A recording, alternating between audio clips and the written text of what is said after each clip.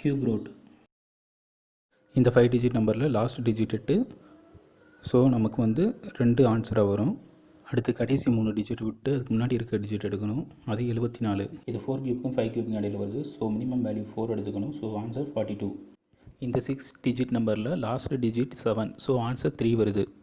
250 6 கியூபுக்கும் 7 கியூபுக்கும் இடையில் வருது. So minimum value 6 எடுக்கிறோம். ஆன்சர் 63. இந்த 7 டிஜிட் நம்பரில் லாஸ்ட் டிஜிட் 9. ஸோ நமக்கு லாஸ்ட் டிஜிட் 9 தான் வரும்.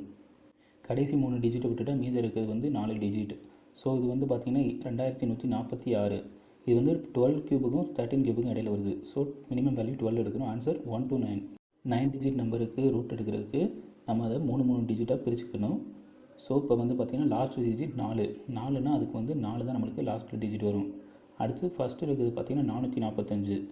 இது வந்து 7 கியூபுக்கும் 8 கியூபுக்கும் இடையில் வருது. ஸோ மினிமம் வேல்யூ 7 எடுத்துக்கிறோம். 3வது செட்டிலேருந்து 3வது டிஜிட்டோட கியூபை கழிக்கிறோம். அப்படி கழிச்சா 680 வருது. அதில் 0 விட்டு செகண்ட் டிஜிட்டை பார்த்தா 8. அடுத்து இன்னொரு ஃபார்முலா யூஸ் பண்ணுறோம். அது மூலமாக நம்மளுக்கு 48 × s = 8ன்னு வருது. அதாவது 8ன்றது இங்கே வேல்யூ கூடாது, லாஸ்ட் டிஜிட்.